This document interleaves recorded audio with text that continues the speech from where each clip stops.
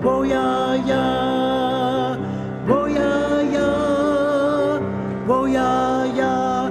We are going. Heaven knows that we are going, but we know within, and we will get there. Heaven knows how we will get there, but we know we will. Wo ya ya, wo ya ya, wo ya ya, wo ya ya, wo ya ya ya ya ya, wo ya ya ya ya ya, wo ya ya ya ya ya, wo ya ya ya ya ya ya.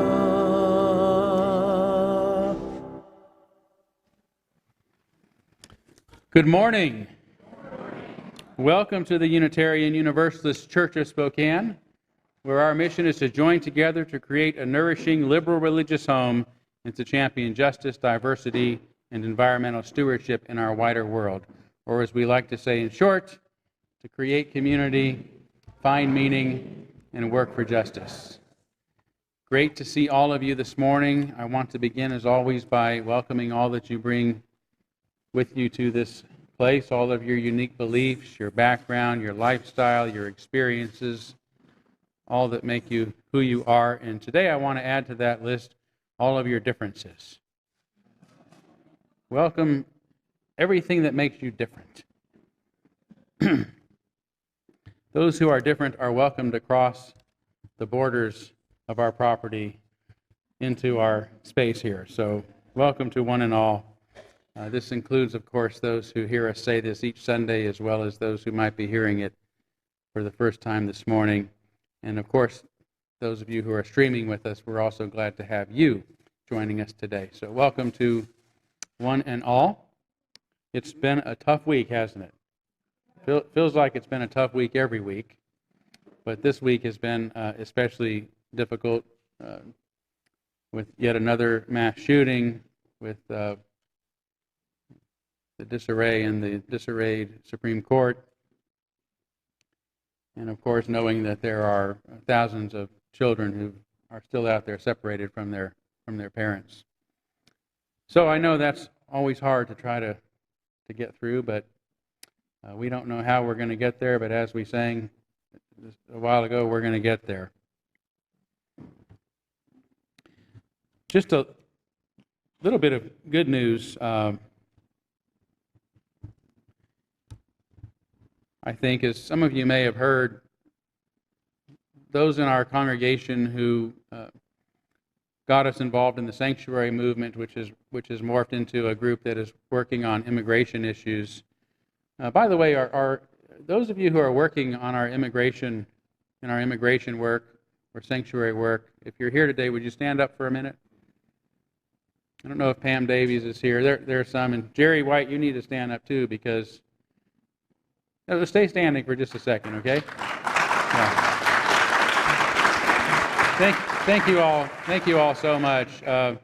Part of what they've been able to accomplish was to get, yes, you, Marion, you deserve to stand up too, absolutely.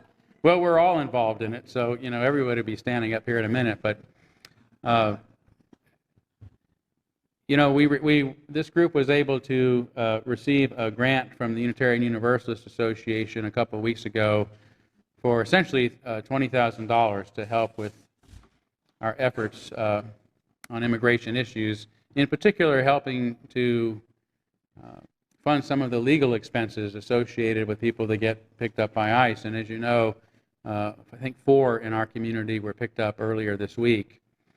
And there was a demonstration downtown, and I went to that, and it was great to be there, shouting inside the jail, outside the jail, but they could hear us inside, lending our support. I haven't made it inside yet, but getting close. Keep trying. But more importantly, I found out afterwards that we were able to use the $3,000 from those funds designated for that in particular to help get those folks out of jail. We kind of burned up that, yeah. We kind of burned up that pocket of money, but the team had the great insight to go to the Families Belong Together rally in Spokane yesterday and ask a crowd of 1,500 to 2,000 people to help, and they were able to raise over $4,000 from that generous crowd. So we're going to keep it up, and that's good news. That's good news in these times. I also want to just take a moment to say thank you to our friend Garrett, who is in the back working our audio-visual today. Garrett's been with us for a couple years now, and this is his last Sunday. He's moving on to worse things. He's moving on to, actually his other work is keeping him pretty busy, but he promises that he's going to come to some of our services in the future. So Garrett, again, I want us all to say thank you so much for the good work you've done. And we look forward to seeing you here from time to time, and of course, if we can ever be of help, you let us know, okay? All right. Good. Well, with that said, why don't we take just a few moments to greet one another. As always, I hope you'll say hi to those that you look forward to seeing each Sunday. I hope you'll make some new friends today. And if you're joining us for the first time, we ask that you please don't be shy, because we're very glad that you're here.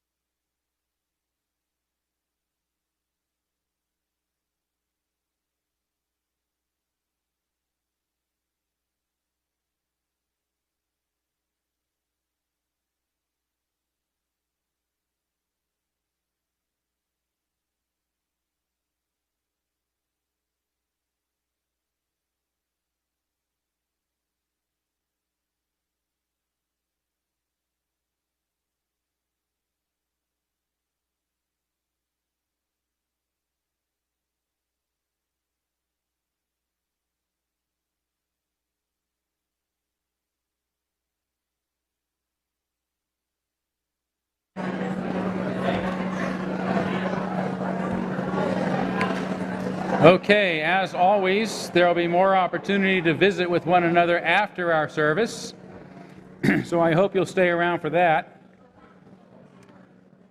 We are going to move forward with our service by lighting our chalice in a moment, but first I should explain, you do not have double vision. We do have two chalices here at the front of the sanctuary, and we're going to let Arya explain why in just a moment. But for now, we will light our usual chalice, the symbol of our faith, the symbol of our unity and our solidarity, of our openness and our inclusion, of our community and our individual uniqueness. May this small flame be our offering of warmth to those who are cold and alone, and a light to those in darkness. May it be a flame that ignites justice in our world, and a beacon of hope to those in need, and may it reflect at least a spark of truth wherever truth has been lost, and cast a healthy shadow of doubt wherever it's been found.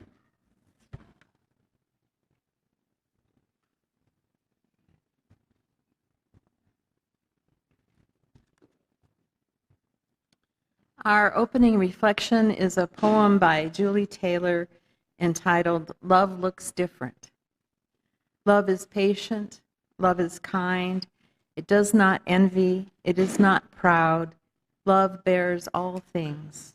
We know these words, use these words when we refer to one person loving another. Love looks different when we relate to systems. Love looks different in the face of injustice. It is then that love is resistant. Love is defiant.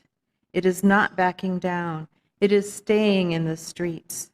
Love is holding each other and ourselves accountable. Love is challenging because none of us is free until all of us is free. Love is protest. Protest is love. Love bears all things.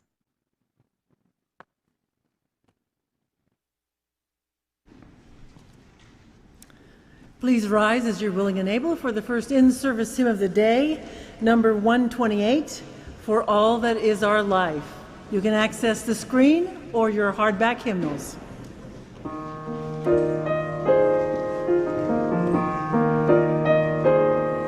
For all that is our life, we sing our thanks and praise. For all life is a gift which we are called to use to build the common good and make our own days glad.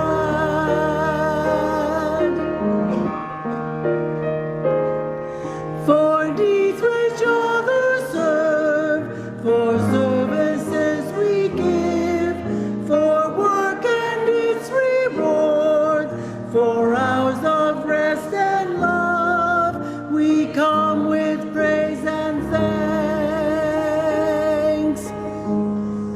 For all that is our life.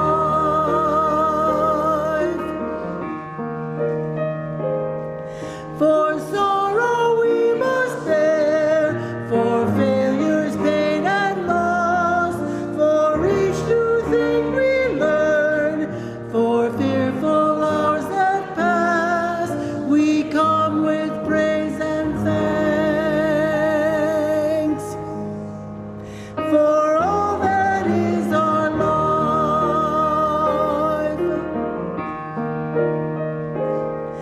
For all that is our life, we sing our thanks and praise. For all life is a gift which we are called to use to build the common good and make our own days glad.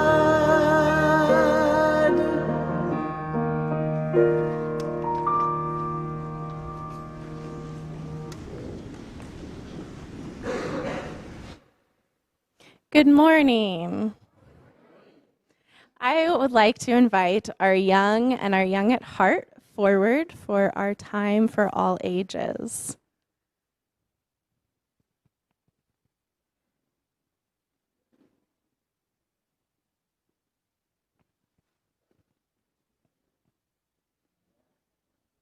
Good morning.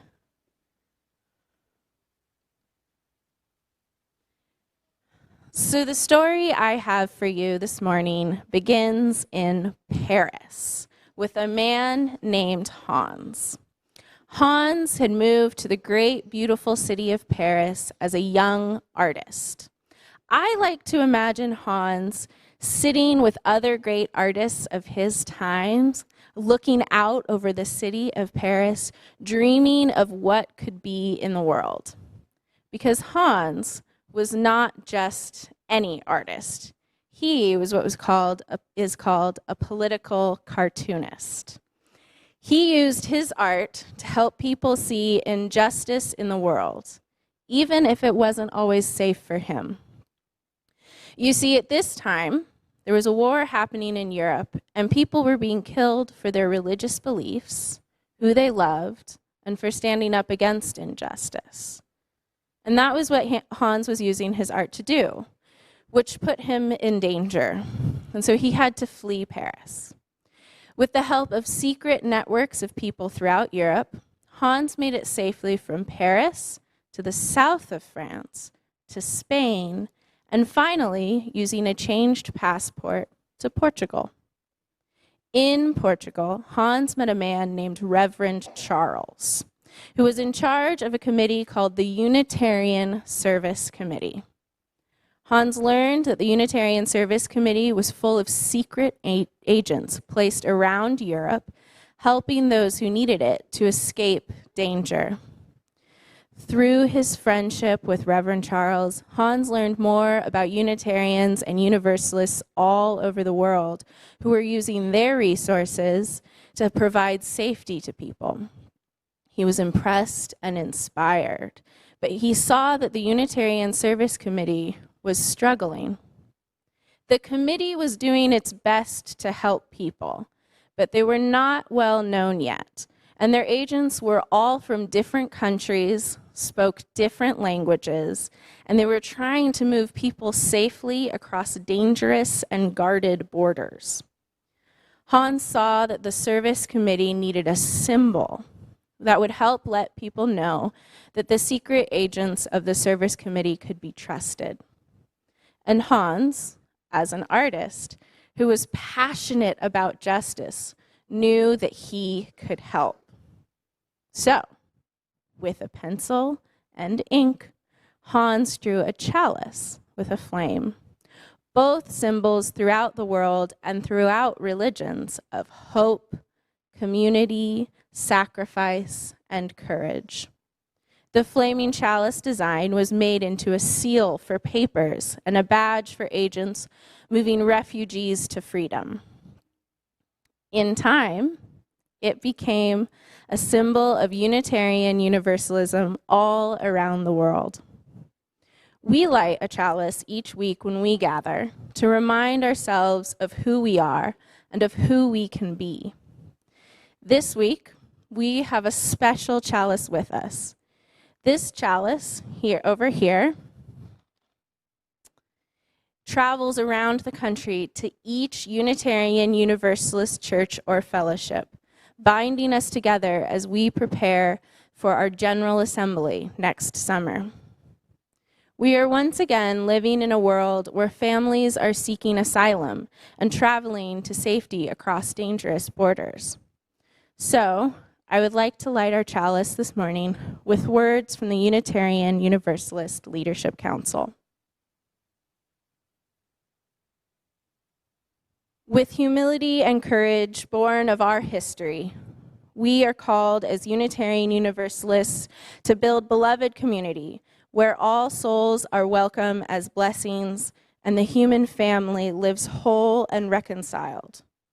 With this vision in our hearts and minds, we light our chalice. Harry, would you mind helping me?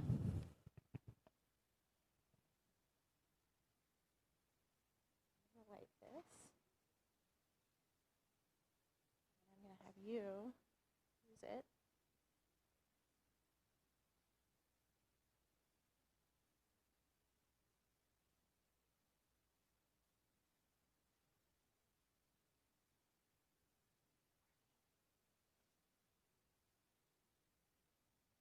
Try lifting it up.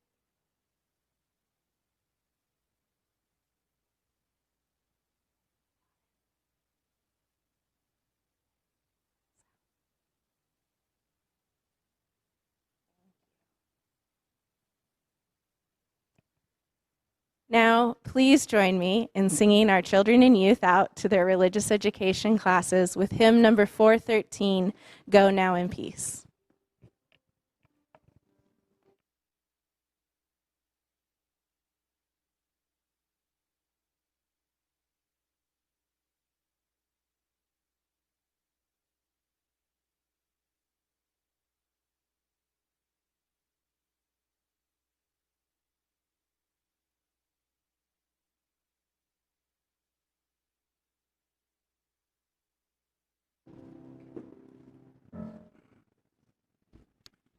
We now gratefully give and receive this morning's offering, which sustains this community and its mission to the larger world.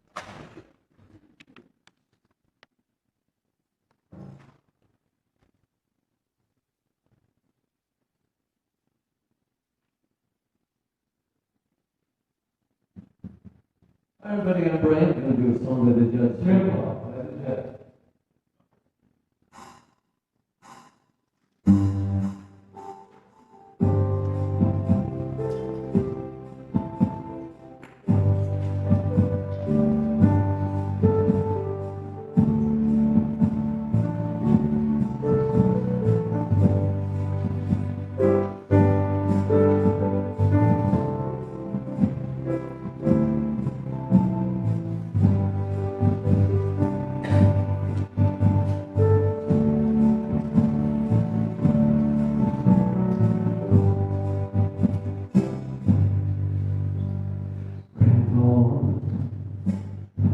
Tell me about those good old days. Sometimes it seems so crazy. Grandpa,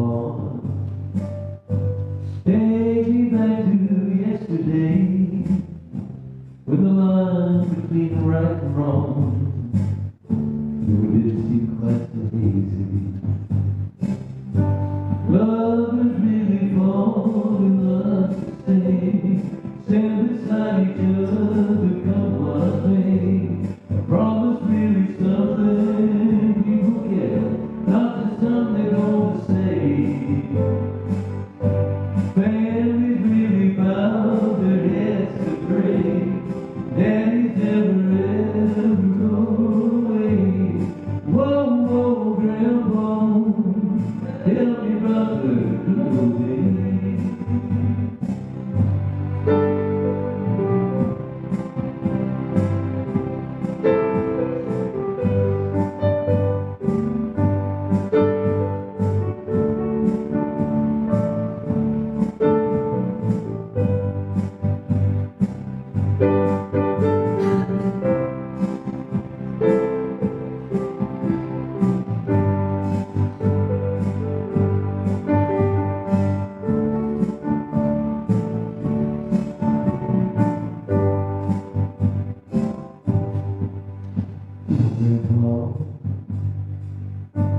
Everything sure seems to be changing fast. I know they call it progress, but sometimes I just don't know. So bring it on. Let's wander back to yesterday. Maybe you could paint me a picture long, long ago. When lovers really fall in love to stay, stand beside each other, come what may. A promise really something people get, not just something they're gonna say, then forget. Families really bow their heads to pray, daddies never ever go away. Whoa, whoa, grandpa, tell me about the good old days. Families really fall in love to stay, stand beside each other, come what may.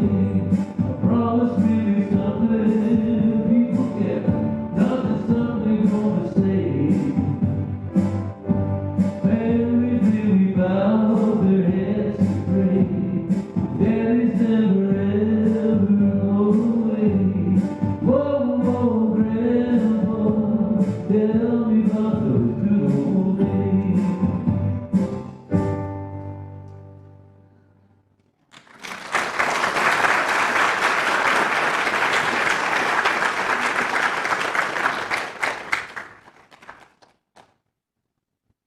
Brian, thanks again. You're awesome. We're now going to kindle our candles of care for those who are most on our hearts and minds this morning, and want to begin with the candle for Sarah Switzer, whose younger sister Holly was diagnosed with breast cancer last month. She's only 33 years old. And if I'm reading this right, Sarah, she had surgery this past Wednesday, mastectomy. Yeah, so she's doing okay?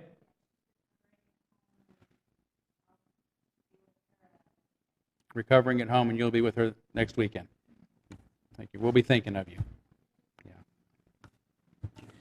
Also want to kindle a candle for Jane Bowen, who is another of our members recovering from some pretty severe back pain that she had last week. They got that under control, but please keep her in your thoughts as well. And, of course, a candle for all of those most impacted by that mass shooting in Maryland at the newspaper this week, and a candle for all of the children who continue to remain separated from their families.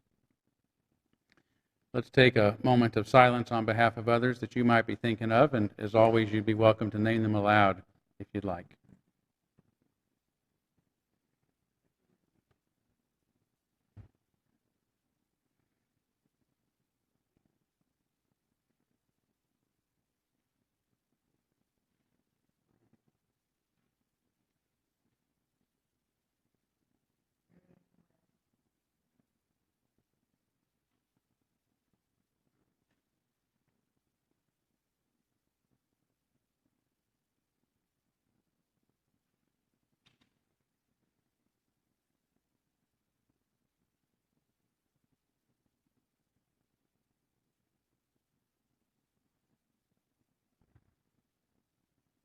Those named aloud and those embraced in our silence, and all those who are suffering in our world at this hour, we hold in our community with compassion.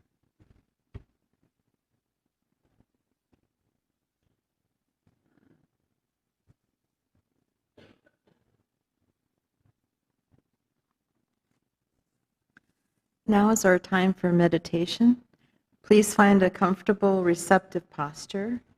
Plant your feet on the ground and take a couple of deep breaths. I will begin with these words that I wrote after looking up the meanings of the colors of the flag. Meditation on the flag. Red, white, and blue, the colors fly against the backdrop of the sky. Red for hardiness and valor. May it infuse us with courage for our struggles against injustice. White is for purity and innocence. May it be a reminder of the children who ask only for love and for a family to belong to. Blue is for vigilance, perseverance, and justice. May it infuse us and strengthen us for the long call towards justice. Red, white, and blue, courage, love, justice. May it be so.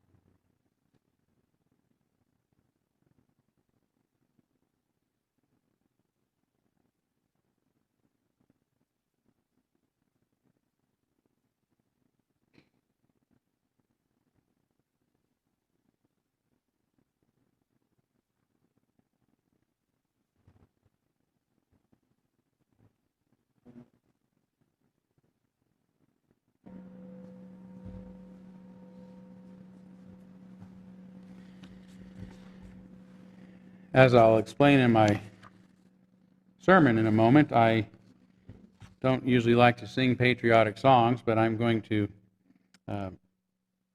read the words to a patriotic song I would sing if I could sing. This is by one of my favorites, Neil Diamond.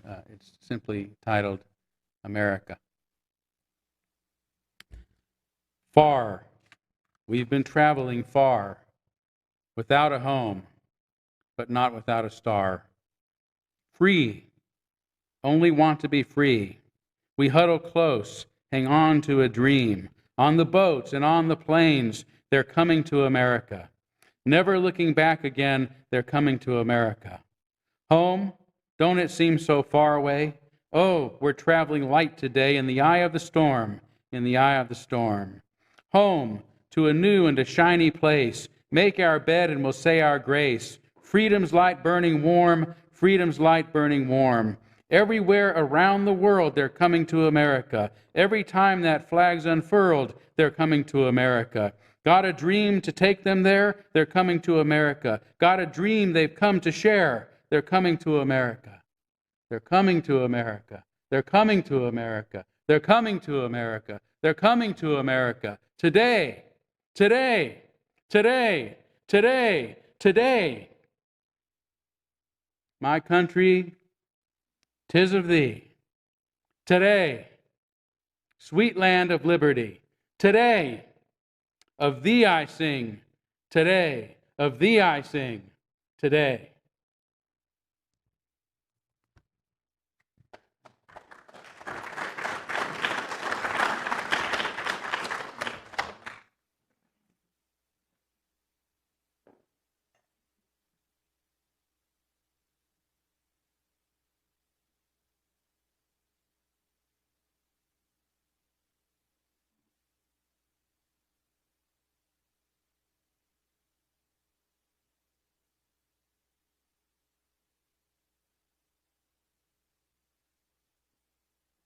What I do is I record myself playing the drums and rhythm guitar and that sort of thing. The bass guitar and sing along with it. So I'm going to do a Jackson Brown song for you right now. Pretty quick.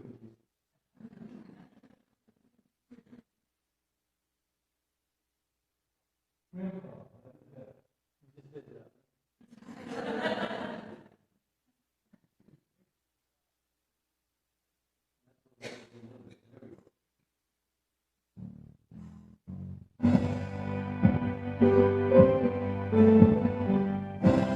Song's called The Pretender.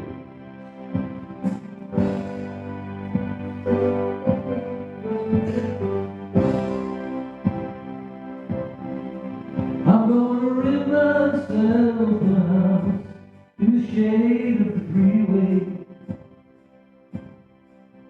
Gonna pack my lunch in the morning. I'll go to work each day. When that evening rolls around, I'll go back home, lay my body down. But when the morning light comes streaming in, I'll get up and I'll do it again. Amen. Amen. I wanna know what became of the changes we waited on love to bring. But were they only the fitful dreams of some greater awakening? Well, I'm aware the time is passing by. You know our end is in the wink of an eye. But when the morning light comes streaming, we'll get up and we'll do it again. Amen.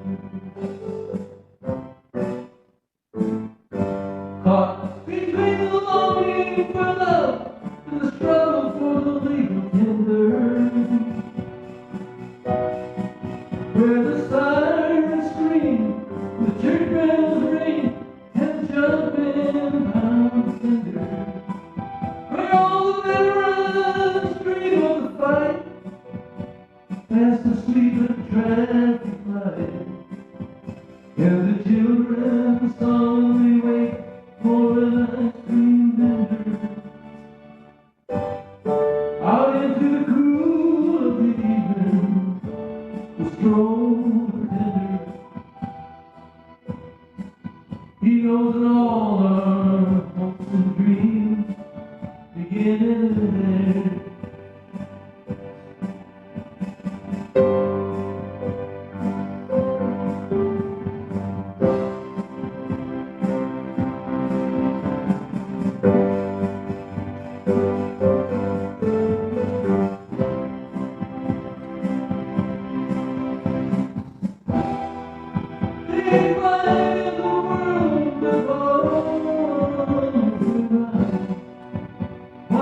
lips, there in the dreams, feel the sight.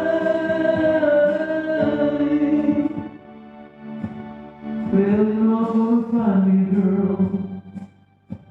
What if you show me what love really means? Then we'll fill in the missing colors of each other painted by number dreams. Then we'll put our dark glasses on. We'll make love till all our strength is gone.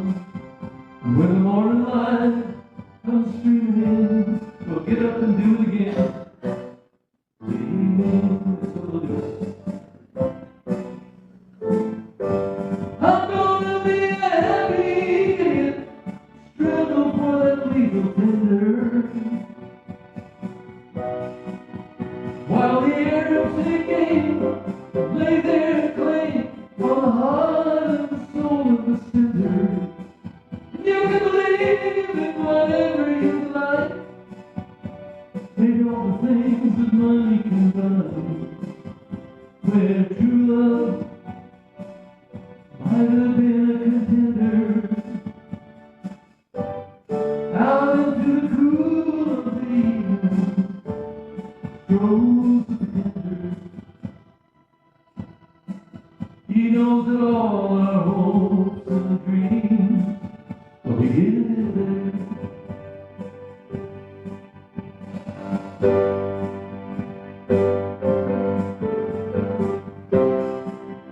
Are you there for the pretender?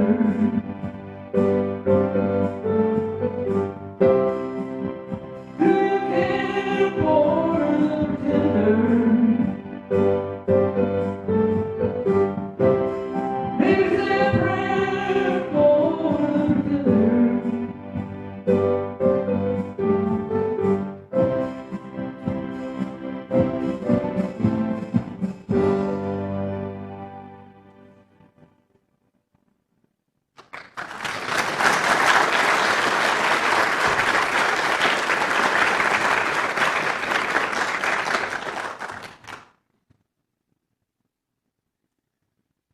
Did I say he's awesome? Thank you, Brian.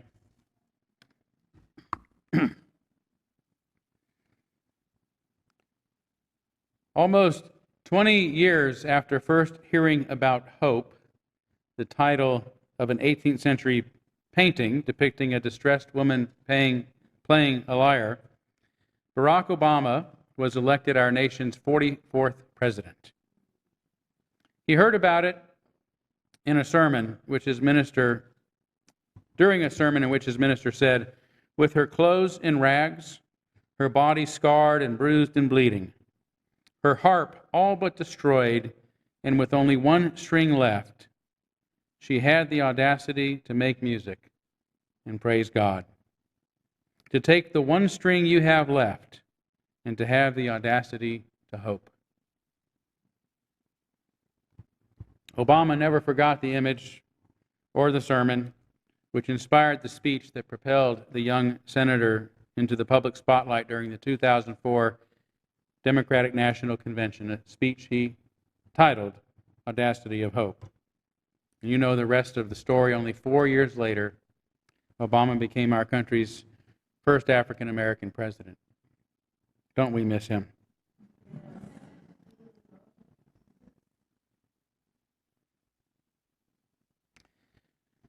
While running, having little to actually criticize him for, the irrational extremist right-wing propaganda machine, which has the audacity to call itself news, went after Obama's minister, the Reverend Dr. Jeremiah Wright, instead.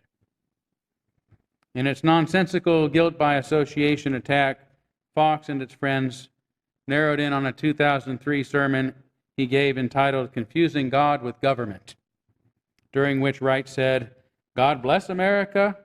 No, no, no, no. Not God bless America, God damn America." Apparently, in a country with so many primitive thinkers, merely uttering this taboo phrase can be enough, some think, to magically rain ruin down upon us all. For there was apparently no need to present the context in which Wright spoke these words, or to ask him what he meant by them, or more importantly, to consider the possibility that they might even be justified. By the way, I'm quite sure, having just said that, I'll never get elected president.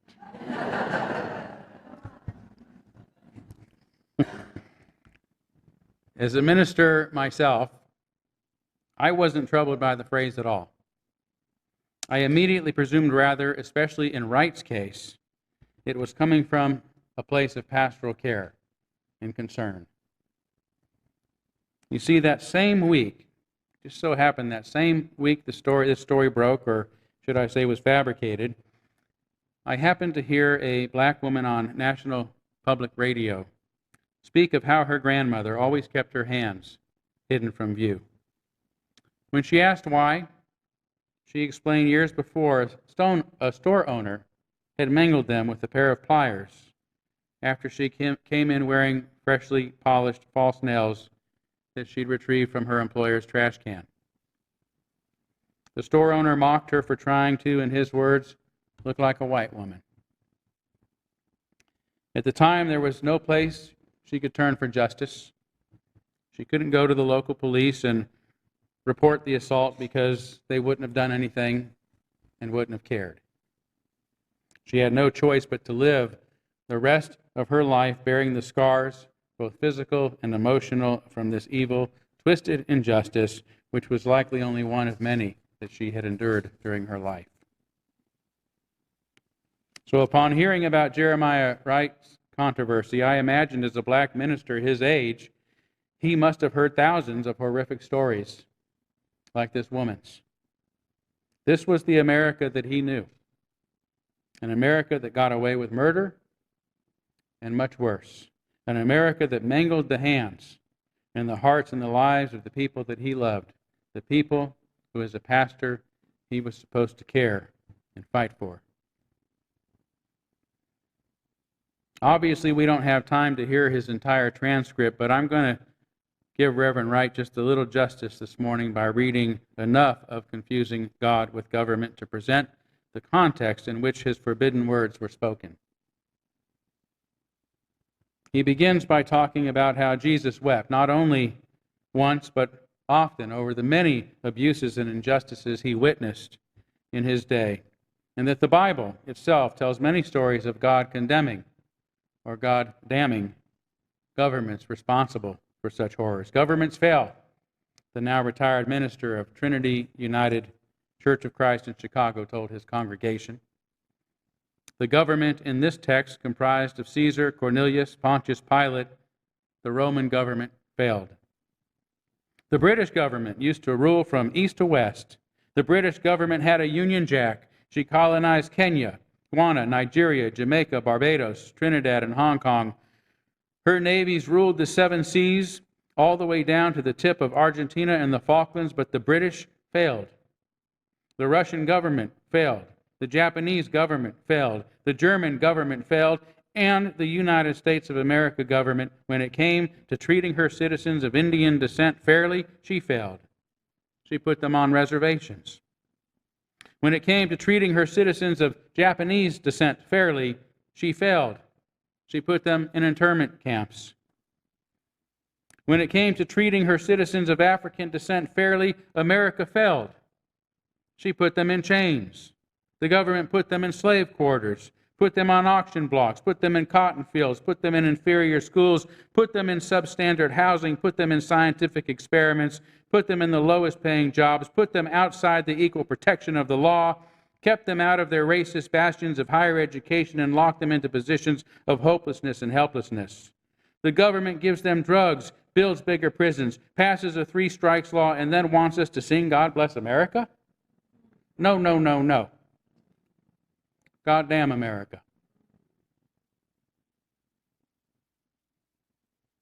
After the terrorist attack of 9/11, Reverend Wright, a former Marine and naval officer, once assigned to President L.B. Johnson's medical team, was further vilified in the media for saying America's chickens are coming home to roost.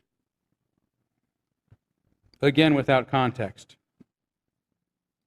He had now twice committed the sin of criticizing the greatest country on earth, which is simply not allowed.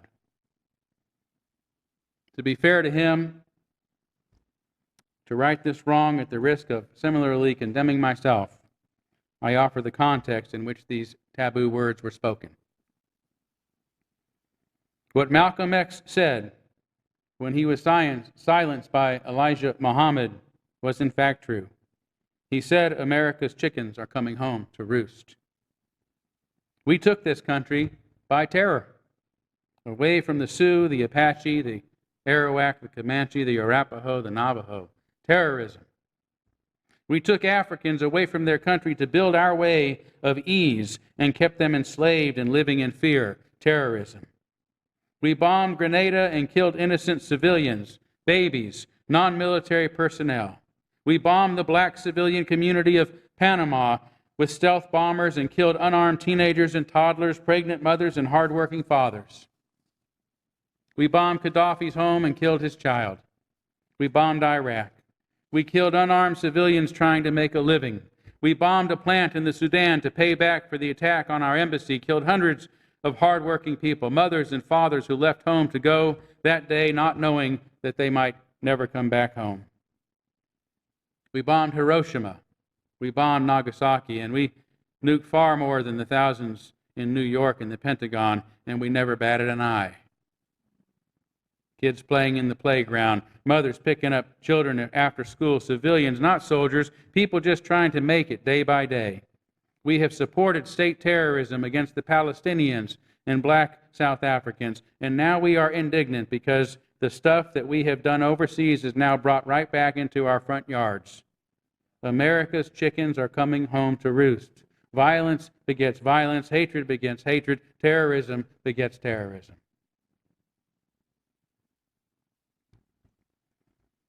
When I first began thinking about today's sermon, I planned on beginning with a list of America's injustices, from committing the worst genocide in human history against this land's first civilizations,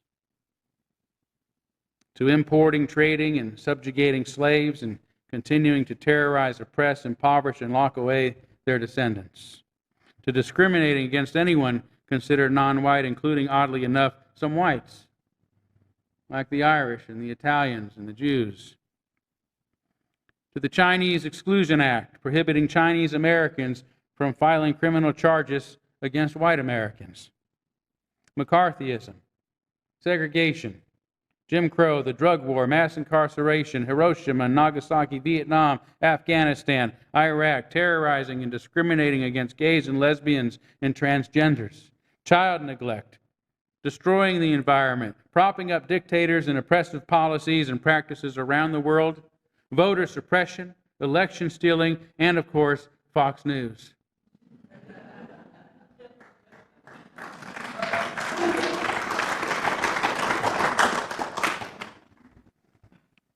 But in taking the time to contextualize Reverend Wright's words, which have already expressed many about these wrongs, it's not necessary to go into more depth about them.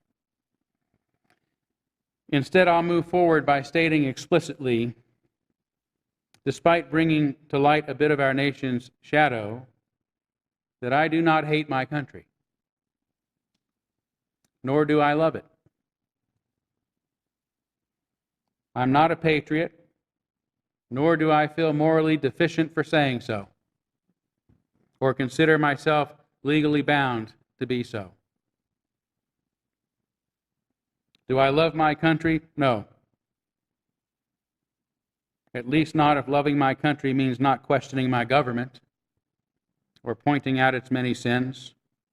Not if it means behaving like an automaton, like one of Pavlov's salivating dogs in response to its songs and symbols. Such sentiments to me are but augmented forms of reality, ideological grid lines, imaginary borders culturally instilled in us, then overlapped atop objective reality, like lines drawn over the picture of a landscape to create a map legitimizing our delusions of segregation and possession. Do I love this land? Yes, absolutely. If loving the land means loving its beauty, being moved by it, being nourished by it, and in return respecting and caring for it. Do I love its people? Yes, but not because I consider them my fellow Americans. I love them rather because, as Chief Joseph said, the earth is the mother of all people, and all people should have equal rights upon it. I love those who share this land with me for the same reasons I love those across the waters, over the mountains, and beyond the deserts, because we belong to one mother, the earth, and thus we belong to each other.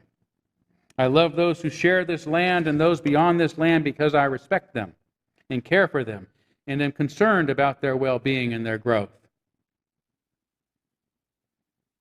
I love them because I don't accept that I deserve more than them because of where I'm from, or because of my gender, or because of my religion or my politics, or because of the color of my skin. I am a global citizen, kin to all people and beings on this planet. Others don't belong to us, but we all belong to each other because we belong to the earth, which belongs to the sun, which belongs to the stars, which belong to the universe. So I cannot accept those paradigms of exclusion, claiming my land, my country, my people, my property. I belong to the earth. She doesn't belong to me. Speaking of property, did you know the phrase life, liberty, and the pursuit of happiness, those inalienable rights mentioned in the Declaration of Independence, were borrowed from the father of liberalism, John Locke, the 18th century philosopher, who actually said that governments should exist to secure their people's natural rights to life, liberty, and property. Yeah. Apparently, the framers of our Constitution, all property owners themselves, including owners of other human beings, didn't wish to go so far as Locke suggested by guaranteeing everyone an inalienable right to property. Instead of guaranteeing a home and a patch of land we can always depend on, we get the right to try to be happy.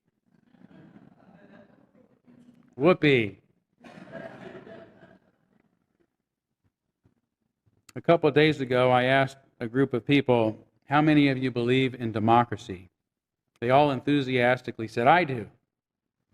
I said, let me rephrase the question. How many of you believe democracy exists? Silence.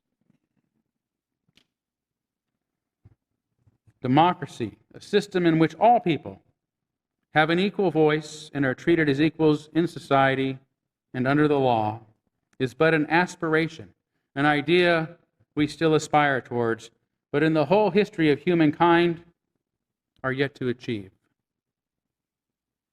And by equality, I don't mean that we are all the same and should be treated the same. Wanting everyone to be the same is part of the problem, not the solution.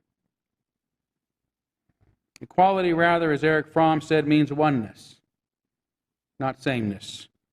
It means solidarity. It means inclusion. It means one people of all nations, all colors, all genders, all creeds, all sexualities, all political leanings, and so on.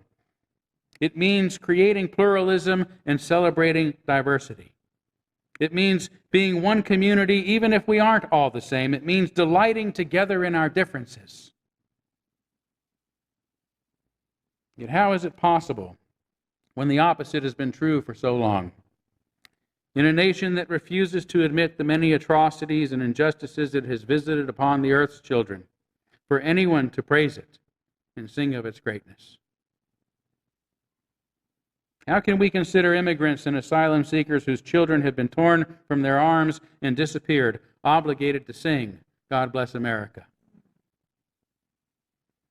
How can we consider dreamers, children of immigrants born in this land whose parents have been torn from their lives and deported, and fear being deported themselves from the only country they've ever known, obligated to sing, God Bless America. How can we expect African Americans whose ancestors were ripped from their homelands and dragged here in chains, who have suffered torment, oppression, terrorism, Jim Crow, voter suppression via the drug war, mass incarceration, who still lag far behind whites in all indicators of social well-being and are still gunned down in the streets by the police, obligated to sing, God Bless America? How can we consider women who have been treated as second-class citizens from its beginning, who had to fight for their right to vote, to be independent, to work for equal pay, and continue to have to fight to have exclusive rights over their own bodies, obligated to sing, God Bless America?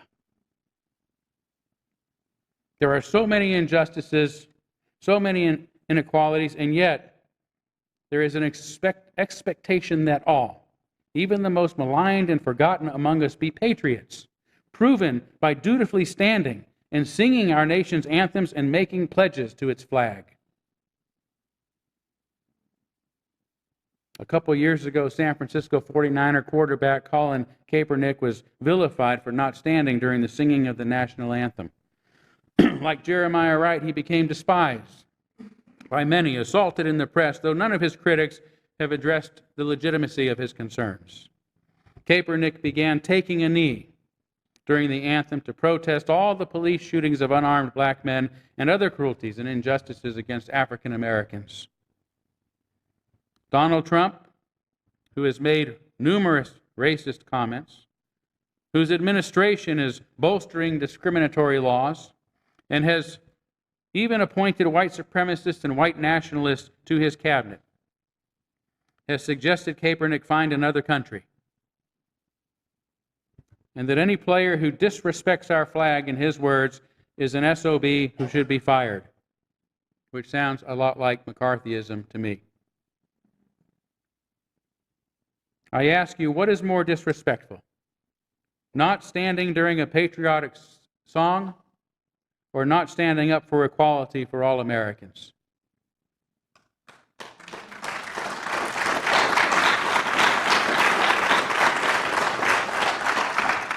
What is more disrespectful? Not honoring our flag or not honoring everyone whose rights it's supposed to represent? A while ago, while citing the words of Jeremiah Wright, you may recall the use of the term Union Jack. It's a naval nickname for the United Kingdom's national flag, which it displayed on its ships while conquering and colonizing other lands and peoples before planting it in their soil. In fact, the use of flags originated with warfare and occupation, beginning around 2,700 years ago when the Chinese invaders carried them into battle, then raised them high above the cities that they captured. Just as the first men on the moon planted the flag of their country, flags symbolize those who occupy foreign lands they claim to own. As a speaker said yesterday, an indigenous woman during the Families Belong Together rally here in Spokane, nobody can be illegal in a country that was stolen. She also spoke of the 500-year occupation of her land by people who still have no legitimate claim to it. To honor the flag in her case would be to honor its meaning that those displaying it own this country. I hope in light of all these wrongs, America is not what it claims to be, the greatest country on earth. Puts the bar pretty low.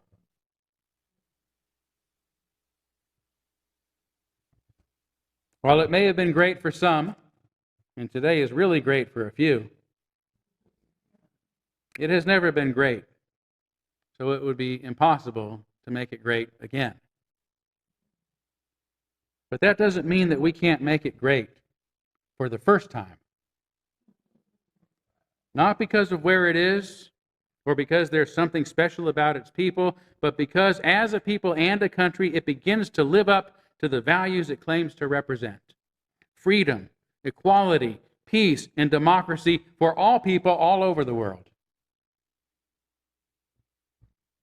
Before we can begin to achieve this, however, before we can resemble our greatest values, humankind's greatest aspirations, and not look like the world's greatest hypocrites, we must own our shadow.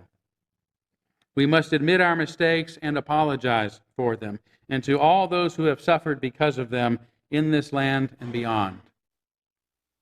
But just saying sorry, as Mama used to say, isn't going to cut it, son. For justice is restorative by nature, not punitive. It is not about feeling sorry or being made to feel sorry. It's about making reparations. It's about repairing the damage we've done. In 1865, when the Civil War ended and slavery became illegal, the U.S. government had the opportunity to give those freed from its horror a real chance to become equal by giving them, as they requested, 40 acres and a mule, as recompense for all their unpaid labor.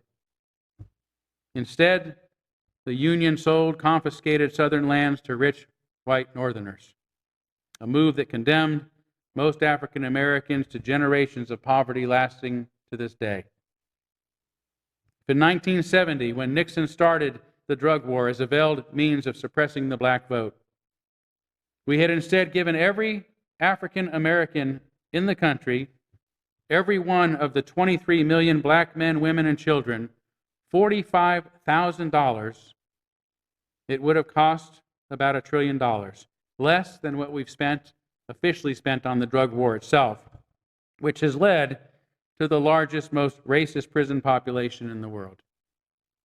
That $1 trillion doesn't include the vast majority of every community's budget that now goes into criminal justice, 75%, almost 75% in our own community, nor the lives and communities that it has ruined and impoverished around the world, including the lives of those our government is now struggling to repel at our southern border. By the way, 45,000 in 1970 is estimated to be the equivalent of nearly 300,000 today.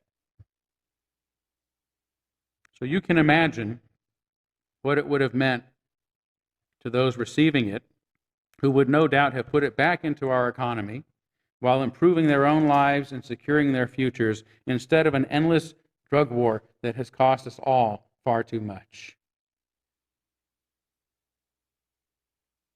Ever since I was a kid, I heard those on the losing side of politics say, we must take back our country. What I'm saying instead is that we've already taken too much. It's time to give back our country. We must make reparations for all its sins. We must repair the damage it has caused. We must restore the dignity and the well-being of those it has abused and robbed. That's the only way this country will ever be great. The day all of us, black and brown and white and gay and straight, male and female, those with only a little more and those with only a little less, as one people living up to the aspirations of all people everywhere, can with joy and integrity and eagerness leap to our feet and sing, God Bless America. In closing, I want to let you know about a unique opportunity we have in our own community right now to give back to some of those America has left out.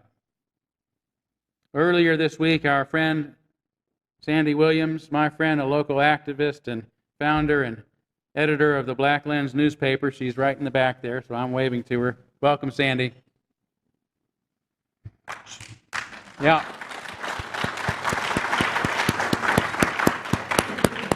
She deserves that and more. She let me know of plans to build the Carl Maxey Center in the East Central neighborhood. It's going to focus on cultural enrichment, economic development, and racial and social justice.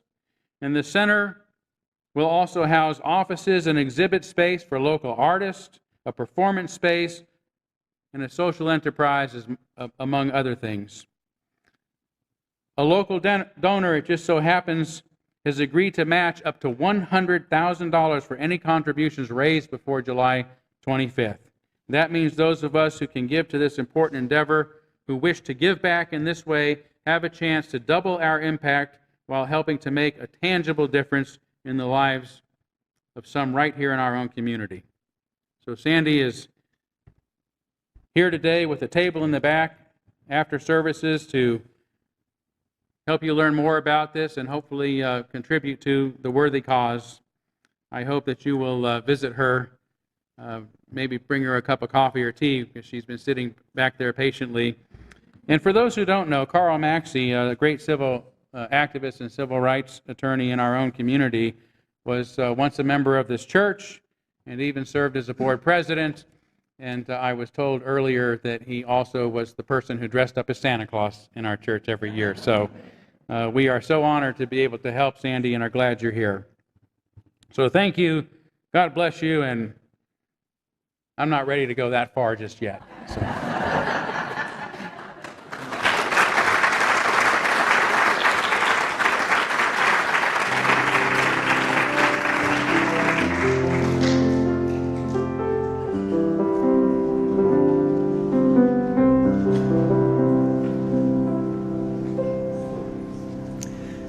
Please stand as you're willing and able for our closing hymn, number 121, We'll Build a Land.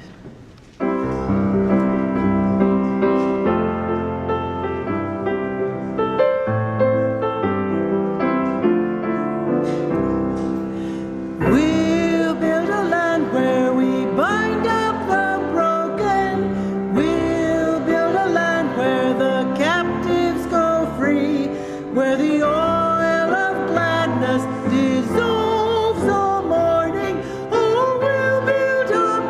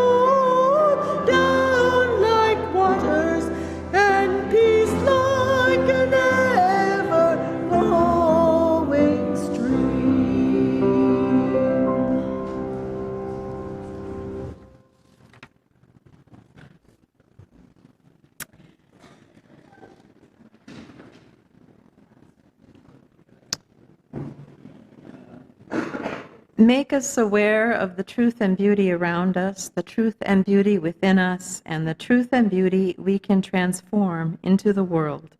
Amen. Blessed be. Salam alaikum and shalom.